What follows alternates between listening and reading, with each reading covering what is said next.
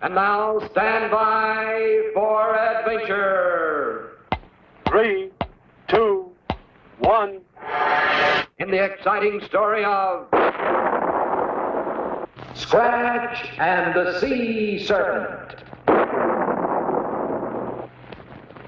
Scratch was headed for trouble.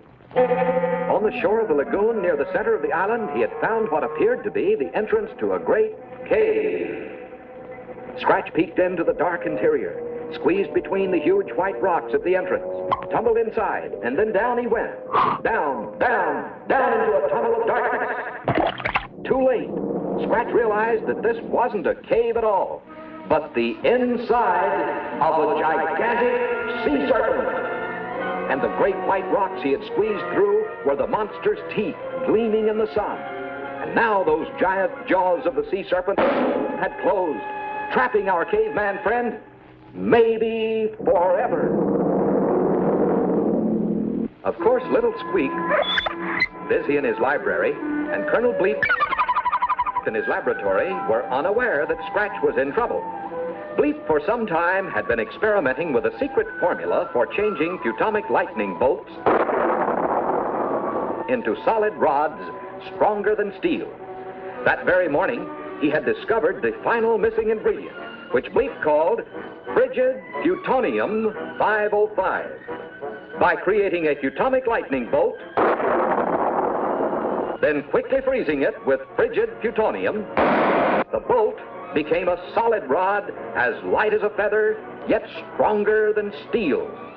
That same morning, little Squeak was in the library of his new dream home, dusting the many shelves filled with wonderful magic books.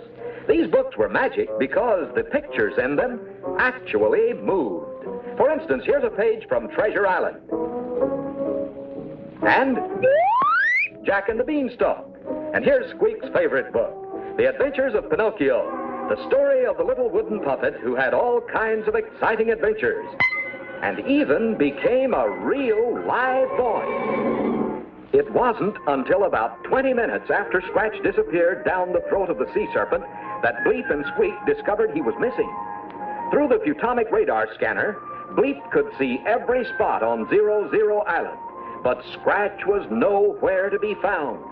Then Bleep saw a movement in the lagoon. It was the sea monster. And when Bleep switched on the X-ray vision attachment, he plainly saw that the caveman was trapped in the stomach of that serpent.